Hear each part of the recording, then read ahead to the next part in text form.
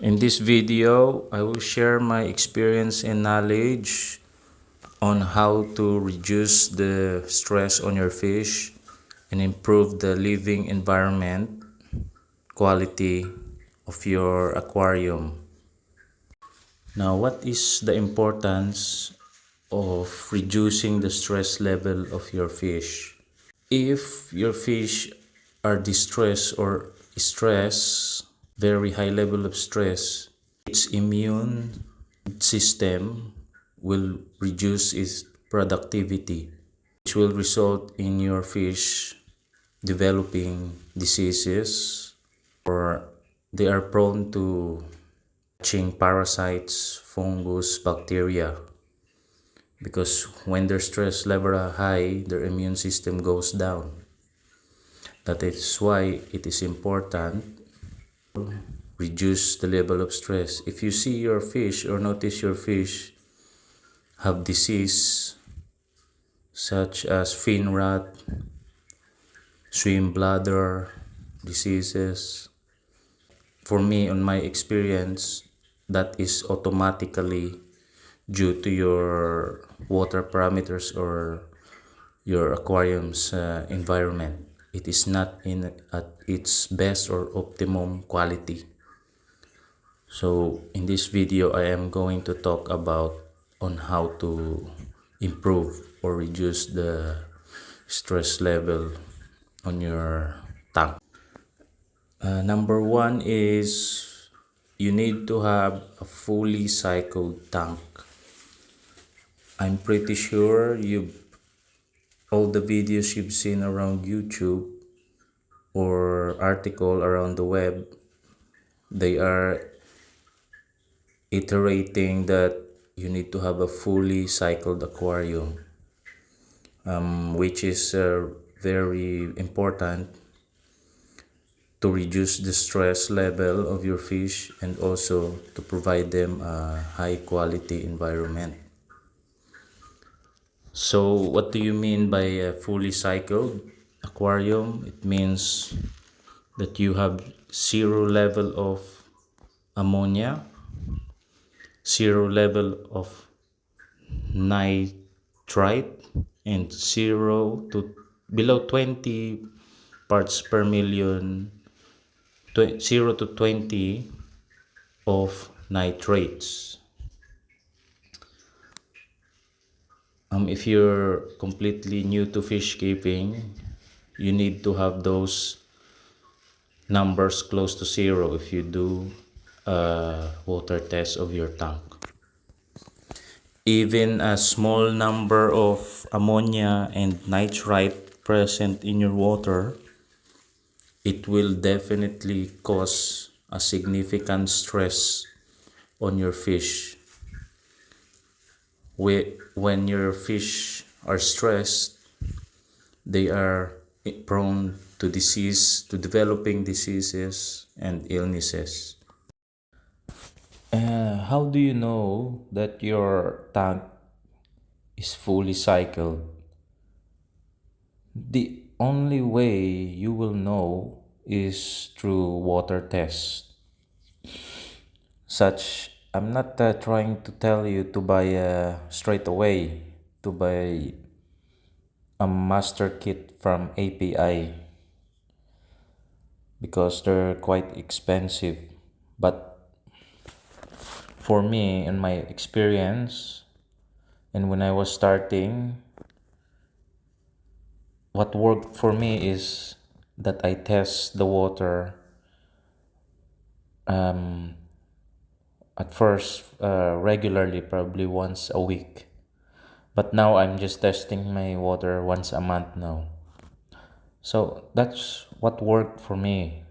I bought a API master kit. I bought API master kit at first because I was just having too many dead fish. So I know something is definitely wrong with my tank. It wasn't fully cycled, so I went ahead and bought a API master test kit, and I tested the water consistently every 2 to 3 days, and that's where I keep track of the level of ammonia, nitrite, and nitrate. And along the way, I that's how I saw the process of cycling the tank. You will see the spike in ammonia, the spike in nitrite, and then you know that it's working because the level of ammonia and nitrate will suddenly go down and the level of nitrate will go up, so you know that your tank is cycled. It is not matured tank. When you first completed the cycle, it's not a matured or stable tank, but it is a cycle. The beneficial bacteria has already established the colony. So another way you can tell that your tank is fully cycled, obviously, is you don't have any dead fish or any sick fish in your tank. Plus, you will see algae developing, and you will see small bugs, insects, detritus worms, a microorganism that lives normally in water, thriving. If you see them a lot, it doesn't really mean it's harmful, but it is an indication that your environment is fully cycled because it is able to provide life amongst the small microorganism. So that's the other way you can tell, if you know to tell if your tank is fully cycled, because you will see detritus worms around your tank surface floating around the water column, a white string of like a white string moving, and also algae. You will see algae at the corner of your tank. That means that the beneficial bacteria has established their colony and they are thriving. So if they are thriving, that means your fish will be happy, will also thrive, because the water can now sustain life. So it can also sustain your fish. Have a fully cycled tank with established beneficial bacteria, they'll be able to convert the waste from your fish. So if you have a well-established colony of beneficial bacteria, it will help stabilize the quality of the aquarium or the environment, which will result into reducing the stress level of your fish. So it is highly important that your tank is fully cycled. The second thing, or the second most important pros or step you can do is research. Try to research as much as possible about the fish you are going to get. Many fish, such as tropical fish, have very different needs than your regular goldfish. On top of that, you need to know, try to know the origin or background of the fish that you will try to get. Try to find out what continent or country it came originally came from. Did it came from Asia, South America, North America? That way you'll definitely know what is the needs, the requirement of that fish to be able to live in a much comfortable environment, and you'll be able to set up your aquarium according to the requirement of the fish. Also try to find out or research like living in its natural habitat. So try to find out the fish you're trying to get. What's the environment it's living in? That's species of fish in the wild. So you can replicate it as much as you can into your aquarium. For example, neon tetras, they originally came from South America, the river of South America. The natural environment are murky, dark, heavily tanned water with lots of leaves, dry leaves. That's why you see the neon tetras with their glowing blue line, because through evolution they developed that so they can see each other in a dark murky water. So that's an example of researching properly the background, the origin background of the fish that you're trying to get. If you try to bring those knowledge and piece them together, you can then replicate what's their ideal or natural habitat into your aquarium. It will ultimately bring their natural instinct. They will be more feel like they're in their natural environment. So they'll again, the level of stress will then reduce. Fish live into its optimum quality. You also need to research the type of food that your fish what you're trying to get, the type of food they eat significantly in accordance into their natural environment. What do they eat in the wild? I'll give you an example. Betta. In the wild, betta fish are carnivorous or insectivores. So their digestive system has been developed to eat mainly insects and small fish and also vertebrae. So their digestive system can process those.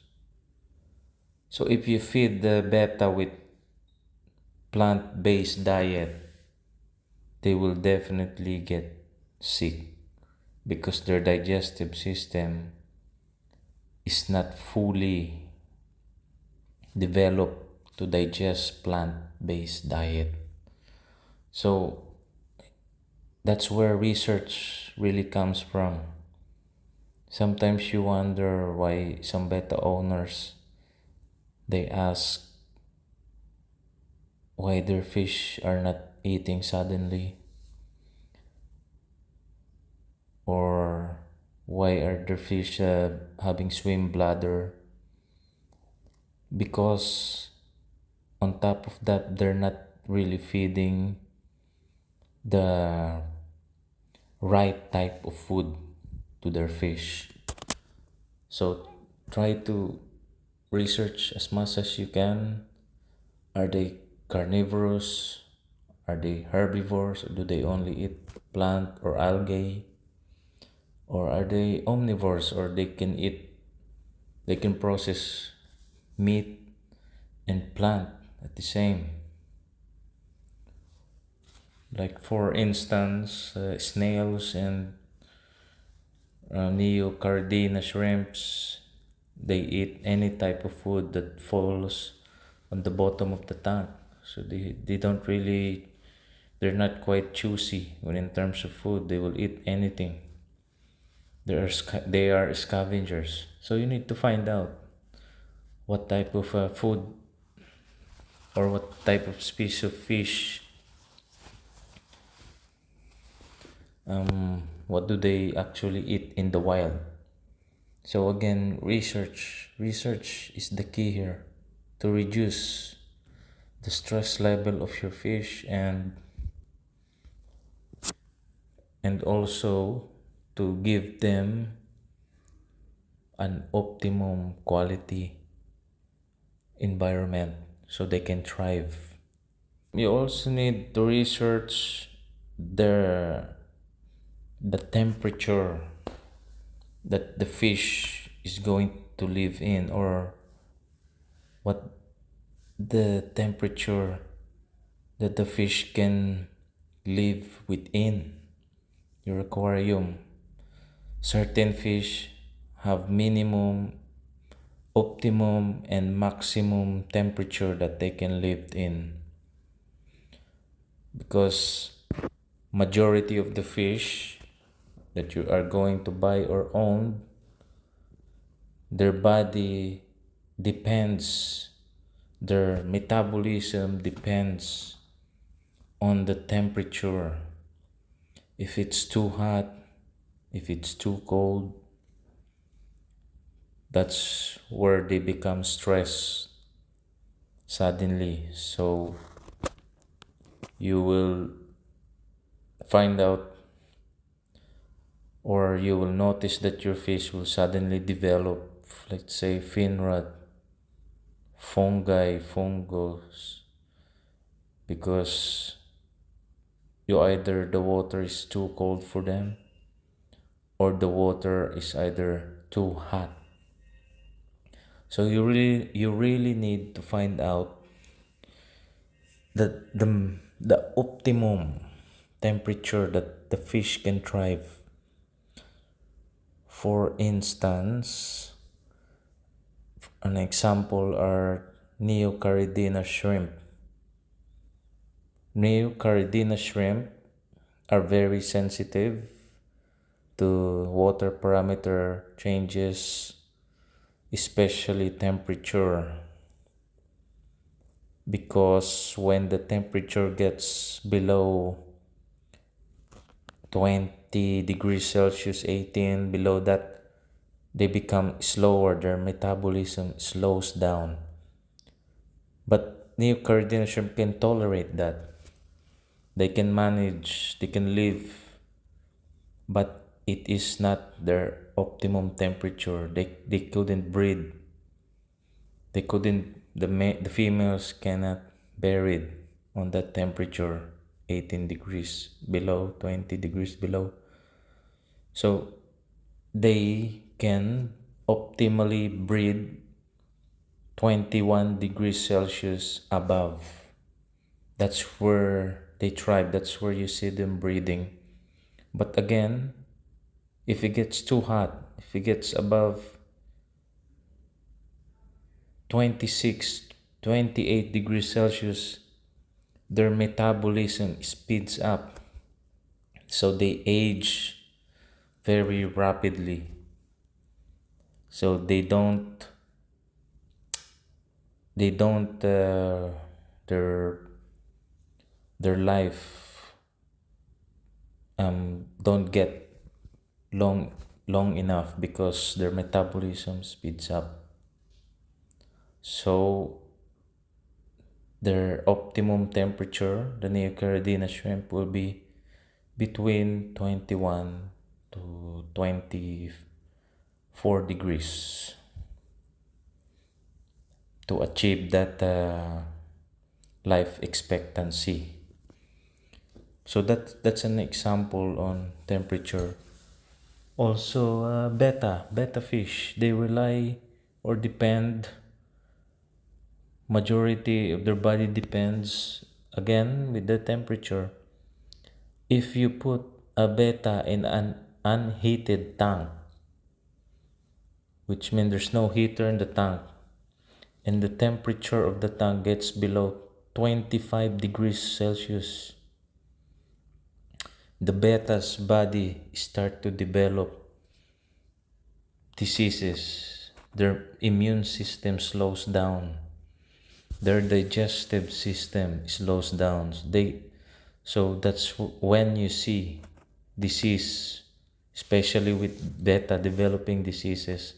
Stress level gets high. They are now prone to illness and diseases. That's why the importance of researching, finding out the balance between the maximum minimum temperature.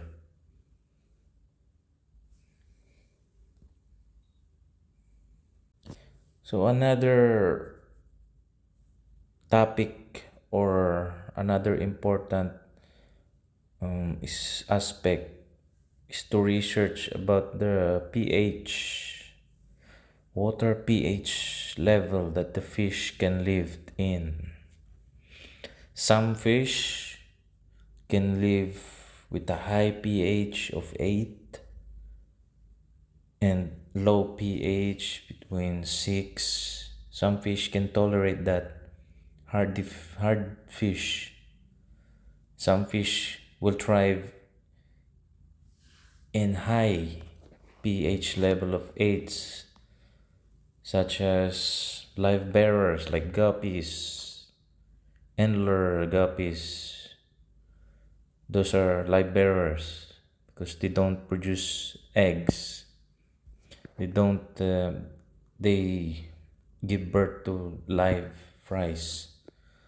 So they prefer a high pH level because there are plenty of a high pH level have plenty of minerals. So they prepare that. Another example are neon tetras. Neon tetras will only breed at a specific number of pH. So they prefer a low pH, a more acidic water environment. They can live at a high pH because I own a neon tetra. They can live around 7.5 to 8. That's my water pH. They can live around that. But the problem is they won't or they will not breed. Unless you want to breed them, you need a lower pH. You need to lower down the pH of the water. So that is also an important aspect of fish keeping that you need to research water pH. Another example, red cherry or neocaridina shrimp, they are very very sensitive to pH swings. Even a slight pH drop in pH or increase in pH, they can molt, or they with a failed molt they can die. So they need a very stable pH. They can live in a high pH or low pH, but they need a stable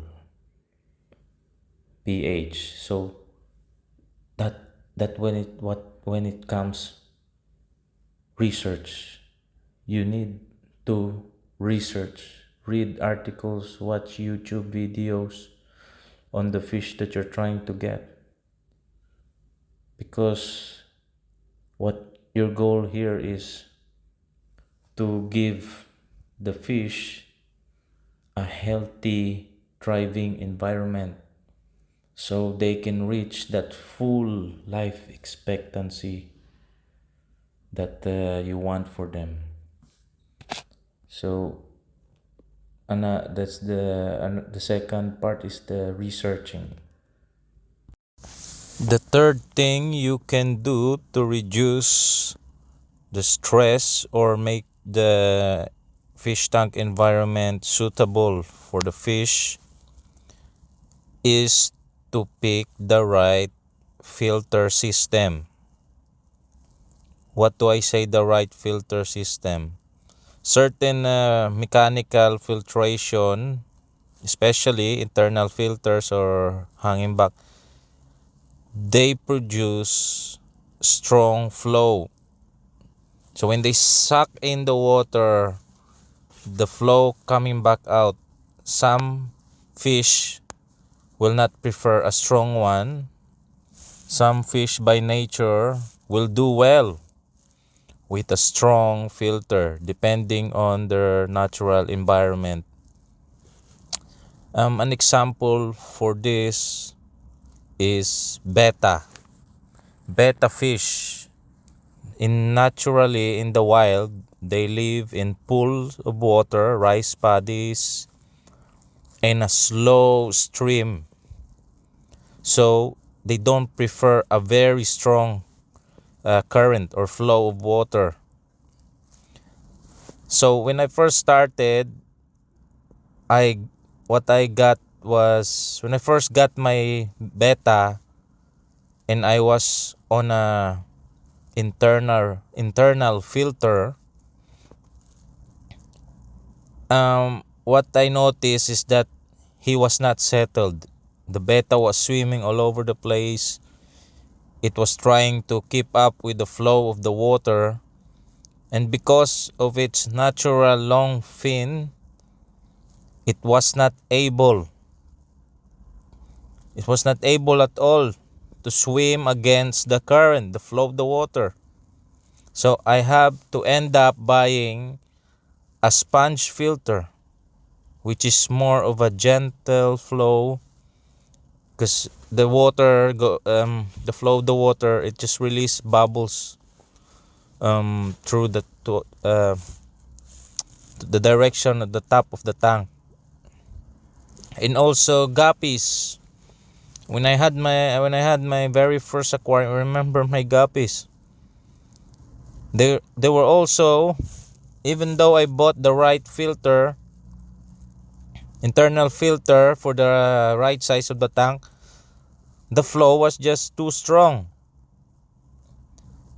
And it was not really an expensive filter. So there was no adjustment. You cannot adjust the filter. So I also noticed the guppies were swimming all over the place. It will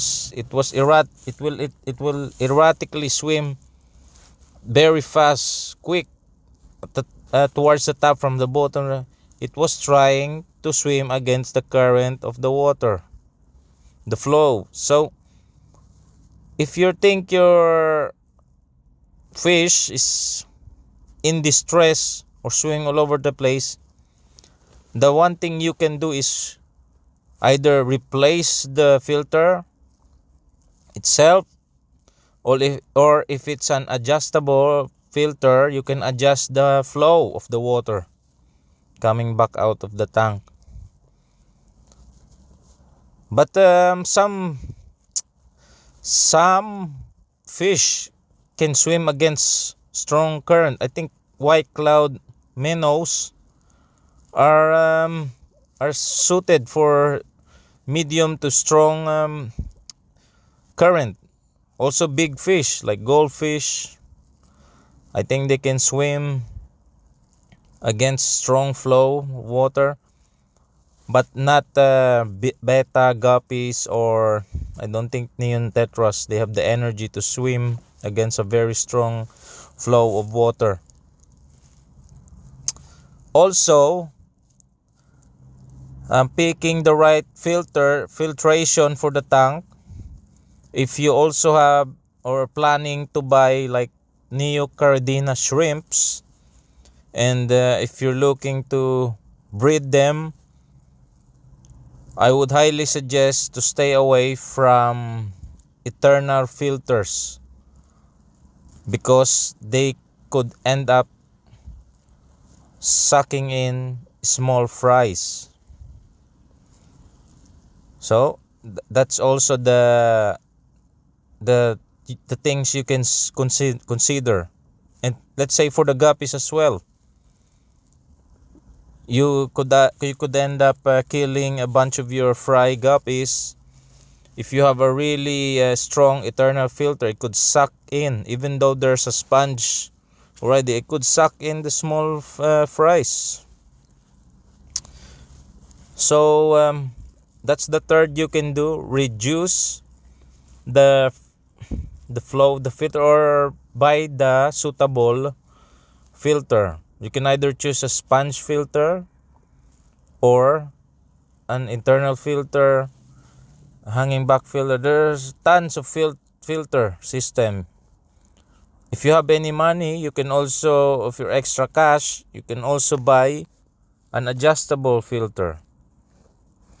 At least that way you can adjust the flow of the water. So that is my third suggestion or tips, is to research well the type of filter suitable for your fish, for the environment. Again, we're coming back to number 2, because which is number 2 is really research well. Definitely research well beforehand, before planning buying a fish. Make sure you know what you're getting. Make a checklist. Make sure you have everything. You've done your research. You have everything down before planning or before going and buying a fish. The fourth things you can consider to do is you need to pick the right tank mates for your fish. If you're planning to keep more than one species of fish, let's say a community tank, make sure you know beforehand the type of fishes that compatible. Different type of species have different temperament, behavior, aggressiveness, territorial, and energy. So you need to find out exactly what species of fish can go well together. Another example are neon tetras. They are quite fin nippers, so you cannot put them in a long fin fish, slow fish like beta. Also, vice versa, beta you cannot put in small fishes, or even in some cases shrimps. And also you have to consider where's the type of species, where do they swim most of the time or regularly in the tank. Some species of fish will swim at the top only, they stay at the top. Some in the middle, some are bottom dwellers, who are species of fish that stays at the bottom. Most likely they're scavengers. And other species of fish will swim around all over the tank. So you need also to consider that when you're trying to pick the type of, or if you're trying to mix different type of species of fish. So you know beforehand what you're going to do, and you can plan and organize your fish tank better to suit their living conditions. The fifth reason is the right tank size. This is probably also one of the most important aspect in reducing the stress and improve the quality of the environment in the aquarium. So you need to find out the maximum or the minimum tank size for the type of species of fish that you're going to get. Again, like beta, for example, they can live minimum of 5 gallons. So that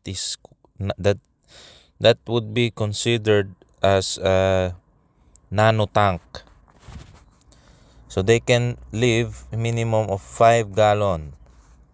But for other type of species of fish that grows over time, such as cichlids, I think the one you get from the store are juvenile cichlids, and they can grow 13 inches more. So you would really need minimum of 75 liters of tank for those type of fish. And also goldfish can grow up to 13 inches. So you cannot just assume that they will live happily in a 10-gallon tank the first time you get them, because this type of fish grows over time. They will outgrow the tank, and when that happens, they will become stressed. They couldn't move. They feel restrictive.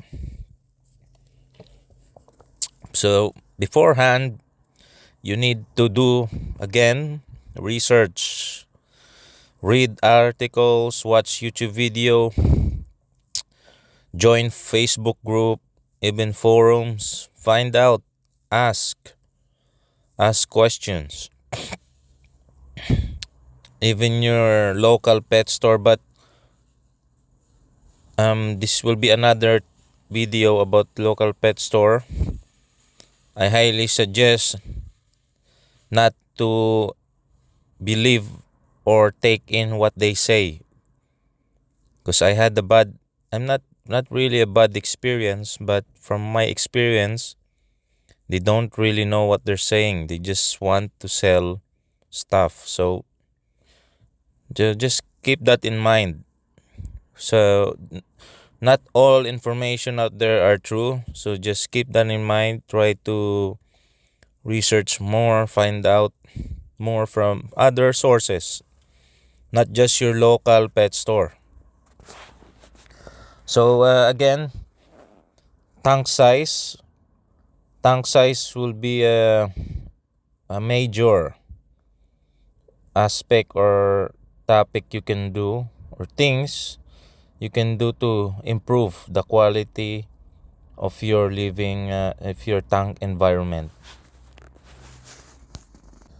Another thing you can do to improve or reduce stress of your fish are put live plants. Definitely, I highly recommend putting live plants on your tank. If not, get rid of all your fake plants and just put in live plants. It's not just for aesthetic looks, like it will improve the look of your aquarium to become much more natural, but it will also benefit your fishes. They will feel more secured. For them, it will feel like it's their natural habitat, natural environment. They have more places to hide if they feel stress. Again, this will make them feel in their natural state or form. So I highly suggest put in plenty of live plants, floater plants. No matter what type of plant it is, as long as it's live, you can plant it into the substrate. It's not really that hard. You just need to pick the right my suggestion is start with the right substrate. When I started, I I have a gravel, just your normal aquarium gravel, and I bought a couple of Anobias and Amazon swords. For a couple of months, I just left them in their original packaging, like the pot that they came with, and they were thriving. There's no problem. And I can see the fish behavior. They swimming around the plants, checking it out. Sometimes, yeah, you can see they're hiding among the plants. So live plants will bring more benefits into your tank. I'm s- I'm I'm also new to this um planting of live plants, and I've read or watched YouTube video ask people, they don't really put fertilizer. Majority of them don't put fertilizer in their substrate or in their tank. The less chemical you put in your tank, the better. So in if you see one YouTuber, obviously I will mention the name Father Fish. Father Fish is very good. He likes to advocate or to new fish keepers the natural way, which means um what the type of water in the wild, not you don't see crystal clear water in the wild. That's how fish thrives. They live in waters with plenty of plants, dead leaves. Let nature takes it time. That's what I will suggest. Let nature takes its time when it comes to fish keeping. So live plants, put in some floater plants at the top. Start with Java moss, Anobias, Amazon sword, Java fern, duckweed, hornthorn, water wisteria, water lettuce, red root. There's plenty out there. Put live plants. Take away your fake plants and avoid. I would also highly suggest to avoid colored gravel. It just doesn't look good for me. It doesn't look natural. And there are research out there that the color came with the gravel. They leach out. They're toxic. Also, live plants. They will also fake plants. I mean, they will also harm your fish, especially beta with long fin. Because some of the plastic used in fake plants are quite hard and sharp, so they can injure your fish.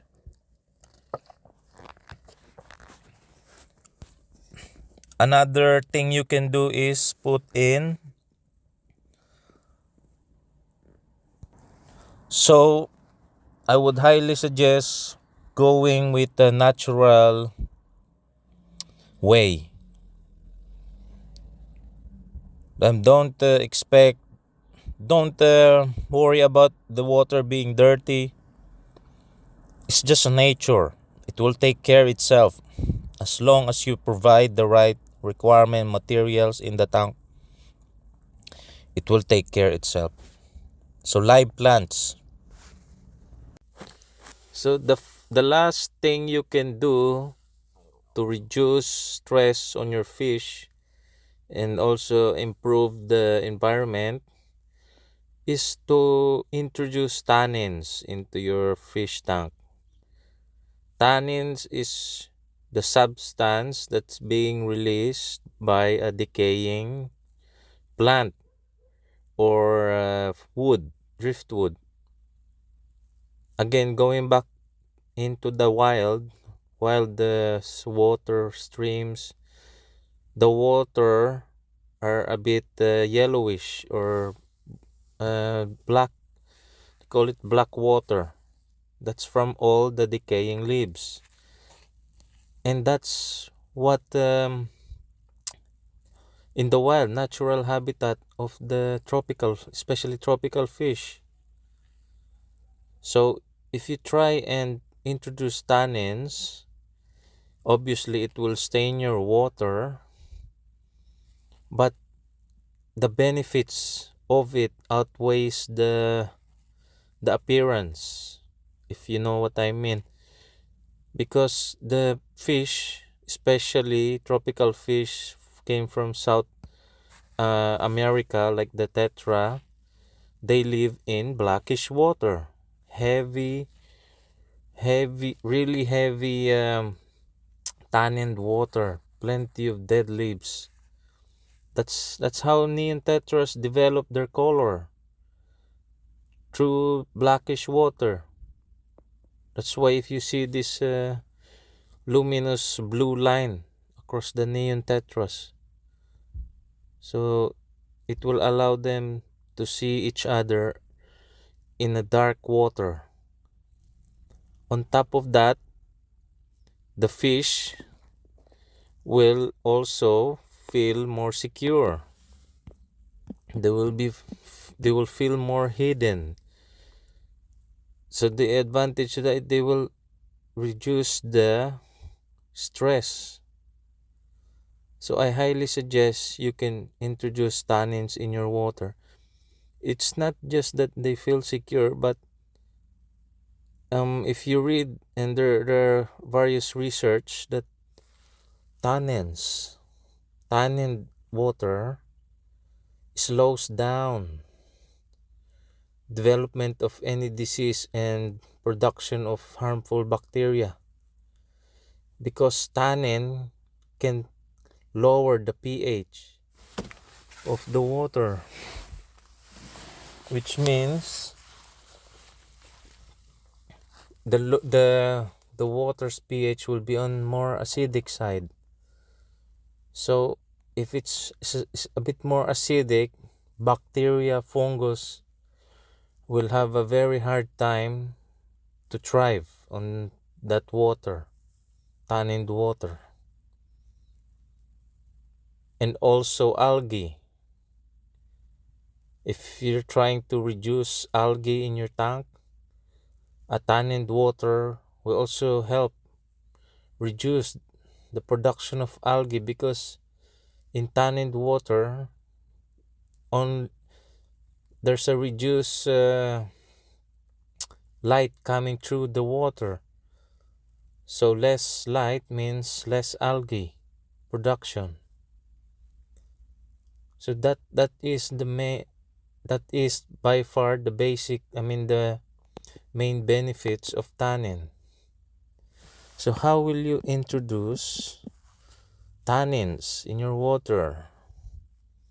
Do you just grab dead leaves outside your house?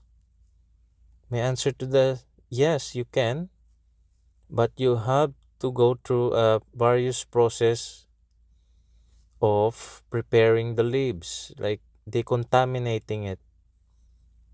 Or what you can do is buy katapa leaves from your local pet store. I'm pretty sure they have some. They will be selling some of those leaves. They are, especially where in my area, they're quite expensive, but they are worth it, because when I introduce katapa leaves into my tank with the beta and neon tetras, I saw the sudden changes in their behavior. They're happy. They're going, instead of especially the beta, instead of hiding, it's sort of coming out, swimming all over the tank. The same with the neon. They're chasing each other. They started schooling together, means they feel more comfortable because of the surrounding. I think the tannins made a huge difference. Also, after owning both neons and beta for a while, I have never seen them. Uh, I have never seen them contracted any fungi, bacterial illness, even swim bladder disease. One tetra floating. No, I haven't seen them since I own them. I haven't seen any disease. So I don't know, maybe the tannin is doing its job. I am telling you honestly from my experience since I introduced tannin. I know it will make your water a bit yellowish, brownish color, but the benefits really outweighs that. I swear to you, I have never seen my beta and neon got sick since I introduced tannins in the water. They're they're both swimming in their own spaces. Also live plants, since I introduced live plants, it changes their behavior a bit. So where else can you get tannins? How can you introduce tannins? Is by also adding driftwood. Y- Again, you can also introduce driftwood from outside your house, in from the woodlands or forest, but I will not recommend that in case you have more time to prepare the wood. But I've seen a majority of the people that get driftwood from nature, from their outside their house, going out into the woodlands near the river banks. They did the preparation and everything, they boiled it, but still they got fungus, algae grown in their tank, destroyed their tank completely. So I think my suggestion would be, it's worth to spend a bit more to buy from your local shop, pet shop, in which they prepared the driftwood for you. I think that's my advice. So if you're planning to get the driftwood, I highly suggest getting it from a local well-known pet store, which does the preparation beforehand of the driftwood. All you have to do is soak it. All I did was soak it overnight in hot water, boiling hot water, so it will release some of its tannin, because driftwood releases heavy tannins into the water if you put it straight away. So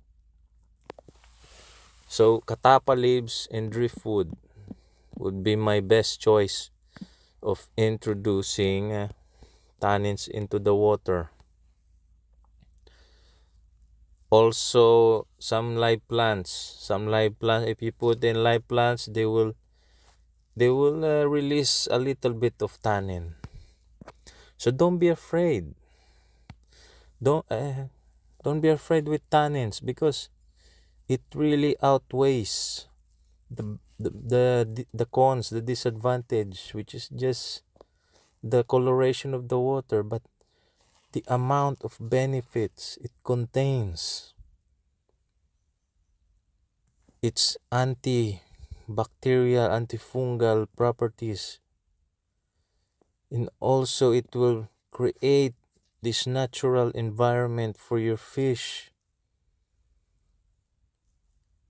especially tropical fish, especially betas. They came from water which is stagnant water, murky water, rice paddies full of water. They originate from that habitat. So if you introduce the tannin, it will make them feel at ease and reduce their stress, improve their life expectancy.